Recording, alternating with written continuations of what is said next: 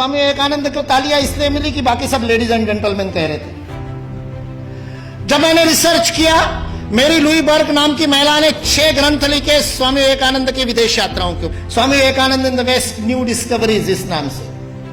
वो मेरी लुई बर्ग ने शिकागो की उस धर्म सभा में उपस्थित जो श्रोतागण थे उसके प्रत्येक के साथ संपर्क किया, जो जीवित थे, जो जीवित नहीं थे उनके वंशजों के साथ, उनकी डायरिया खंगाली, उसके पूरे मिनट्स पढ़े।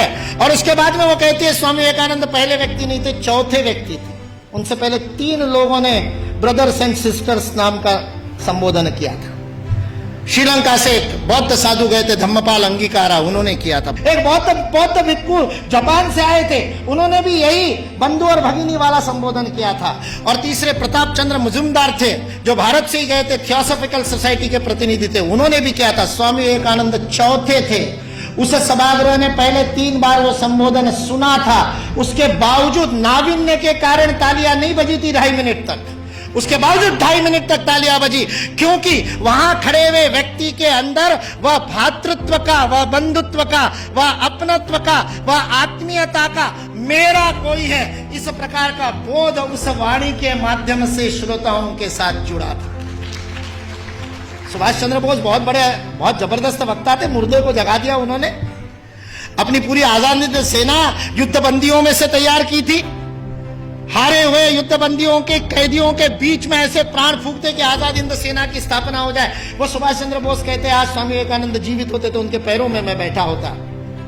उस सुभाष चंद्र बोस को किसी ने पूछा कि स्वामी विवेकानंद के शब्दों का असर क्यों हुआ, तो उन्होंने अपनी वो कवित्वमय वक्तृता में कहा था, जो बात होठों से बोली जाती है होठों तक पहुंचती है, जो बात गले से बोली जाती है मेरे जैसे चिल्ला चिल्ला के वो गले तक पहुंचती है, कभी कभी गले उतर भी जाती है, लेकिन हृदय तक वही बात पहुंचती है जो हृदय से कही जाती है। और स्वामी विवेकानंद के शब्द हृदय से कहते हैं।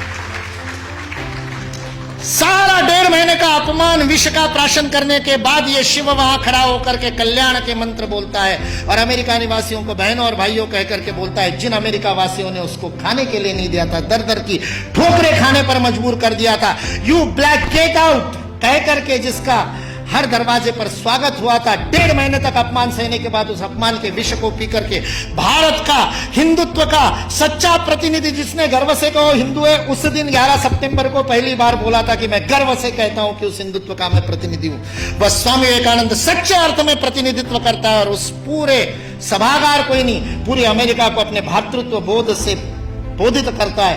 ये भारतीय संस्कृति की वैश्विक अवदान है, वसुधैव कुटुंबकम का भाव है। हमारे यहां किसी भी सामूहिक गतिविधि का सर्वोच्च आदर्श परिवार है। यदि आप अपने संस्था में परिवार का भाव स्थापित नहीं कर सके तो उस संस्था का नेतृत्व करने का आपको अधिकार नहीं है। यह भारत का बोध है।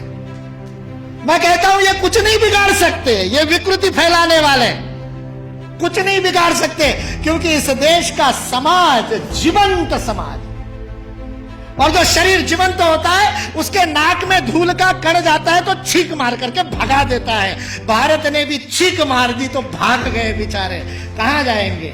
और आज जिस बात के ऊपर हंसते थे उन सारी बातों को स्वीकार करने के लिए विश्व मजबूर है, विवश है। एंगस मेडिसन नाम के एक अर्थशास्त्री को काम दिया गया सन 2000 में। जिस कालगणना की आप दोनों ने बात की, उस कालगणना में 1000 की गिनती बड़ी महत्वपूर्ण थी, क्योंकि बाइबल में लिख दिया कि 1000 वर्ष जब पूरे हो जाएंगे तो मिलेनियम पूरा होगा। और मिलेनियम का बाइबलिकल अर्थ है कि उस दिन वापस आएगा क्राइस्ट, और उसके बाद में सबका जजमेंट होगा और सबको कौन किसने पास में बैठेगा वो तय होगा, और जिसने नहीं माना होगा उन सबको जहन्नुम में भेज दिया जाएगा। 1000 साल बाद हुआ नहीं तो सबको लगा 2000 साल बाद हुआ। इसलिए 2000 बड़ा महत्वपूर्ण वर्ष था। बहुत सारे सम्मेलन हुए सारी दुनिया में, और उन सम्मेलनों के बीच में दुनिया के सर्वाधिक विकसित देशों का जो संगठन है OECD, organisation for economic cooperation and development, जिसके लिए विश्व के सर्वाधिक GDP वाले पहले 7 थे, अब 15 हो गए, 16 हो गए देशों का वह संगठन था। उस OECD ने सन 2000 में एंगस मेडिसन नाम के अर्थशास्त्री को यह काम दिया कि वो विश्व का आर्थिक इतिहास लिखे। और चूंकि उनकी गणना, उनकी हिस्ट्री 0 ईस्वी से शुरू होती है, तो एंगस मैडिसन को भी काम दिया 0 ईस्वी से 2000 ईस्वी तक 2000 वर्ष का आर्थिक इतिहास लिख दीजिए। उस पुस्तक का नाम है economic history of the world millennial perspective by Angus medicine.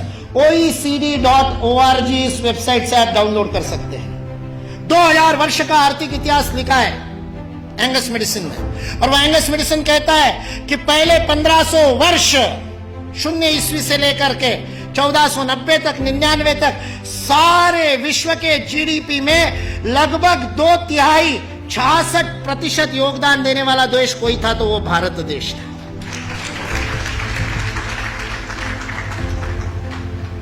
मैं सोच रहा था, इतिहास का मैं विद्यार्थी हूं, आपके जैसा इतना अध्ययन तो नहीं किया, लेकिन मैं सोच रहा था ये 1500 से क्या संबंध है। तो पता चला वास्को दी गामा 1498 में आया था। और मतलब उसने भारत को खोजा, ऐसा हम लोग भी लिखते हैं, तो उससे पहले कोई गुम हो गया होगा। जो गुम हुआ भारत था वो विश्व के 2/3 जीडीपी को प्रोड्यूस करने वाला, और केवल प्रोड्यूस करने वाला नहीं, विश्व को समृद्धि का अवदान देने वाला, वितरण करने वाला। विल ड्यूरांड अमेरिकन इतिहासकार है, 11 खंडों में उसने लिखी है हिस्ट्री ऑफ सिविलाइजेशन। वह विल ड्यूरांड लिखता है सारे विश्व को संपदा का वितरण करने वाला कोई देश होगा तो वह देश भारत देश है। वितरण शब्द प्रयोग किया है, लेन देन नहीं, वितरण करने वाला देश। सारे दुनिया में हमारे व्यापारी जाते थे। वो वास्को दी गामा को भी हमारे ये गुजरात का व्यापारी, वास्को दी गामा ने अपनी डायरी में लिखा है, वो गुजरात का व्यापारी पानी के जहाज लेकर के उसको मिला साउथ अफ्रीका में। उसको तो भारत मिला नहीं था। इसने कहा अच्छा भारत खोज रहे हैं, चलो मैं ले चलता हूं। उसको मसाले भरने थे, इसलिए वो कालीकट गया, इसलिए वास्को दी गामा को कालीकट ले गया, नहीं तो भरूच ले आता गुजरात में। फिर हमारे इतिहास वाले लिखते कि वास्को दी गामा भारत को खोजता खोजता भरूच पहुंच गया। वास्को दी गामा को भारत के व्यापारी कान्हा भाई ने खोजा, मिल गया, और उसको कहते को भारत खोजने, चल भाई मैं दिखाता हूं, चल मेरे साथ, और साथ में ले। ये वास्को दी गामा ने अपनी डायरी में लिखा है, वो बेईमान नहीं है, उसको छिपा करके इतिहास की किताबें लिखने वाले बेईमान। वास्को दी गामा की डायरी का उद्धरण दिए बिना हमारे को गलत इतिहास पढ़ाने वाले बेईमान है। वास्को दी गामा ने तो ईमानदारी से लिखा है। उसने ये भी लिखा है कि उस कान्हा भाई के जहाज मेरे जहाजों से कई गुना अधिक प्रगत थे। 40 खेने वाले लगाने के बाद भी मेरे जहाज को उतनी गति नहीं थी, जो उससे 3 गुना बड़े 3 मंजिल वाला जिसके ऊपर डेक था, ऐसे जहाज को केवल 16 नाविक खेते थे। ऐसा कान्हा भाई का जहाज था। भारत की विज्ञान और तकनीकी की स्थिति अंग्रेज इस देश में आए तब सारे विश्व से अधिक उन्नत थी। ये अंग्रेजों में से कुछ ईमानदार इतिहासकारों ने लिख करके रखा। इसलिए जो इस गलतफहमी में है कि अंग्रेज इस देश में नहीं आते तो भारत में तो कोई विज्ञान ही नहीं होता, वो इस बात को समझ ले कि अंग्रेज इस देश में नहीं आते तो केवल भारत का ही नहीं, विश्व का विज्ञान आज है उससे अधिक प्रगत होता।